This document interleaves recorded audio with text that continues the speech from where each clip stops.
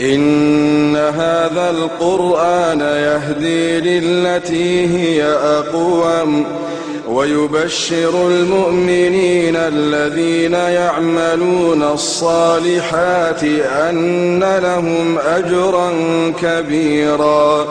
قال صلى الله عليه وسلم: خيركم من تعلم القرآن وعلمه.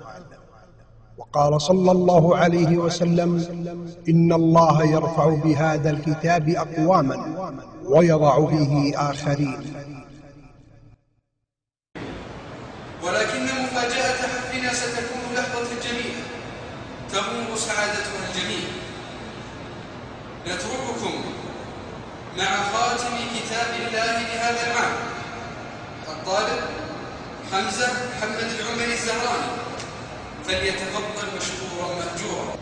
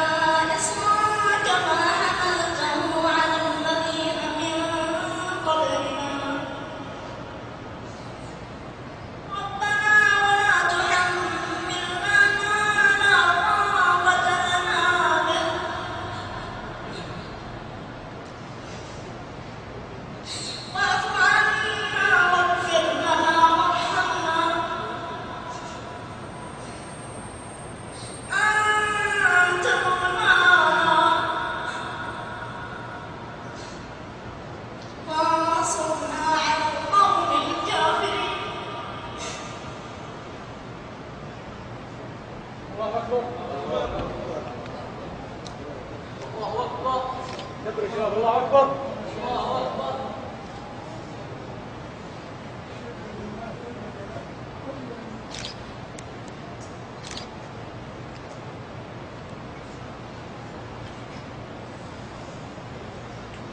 وقد كانت هذه اللحظات هي ختمة الطالب حمزة للقرآن التي سمعتموها، وهي آخر وجه حفظه من كتاب الله تعالى وقام بتلاوته على مسامعه.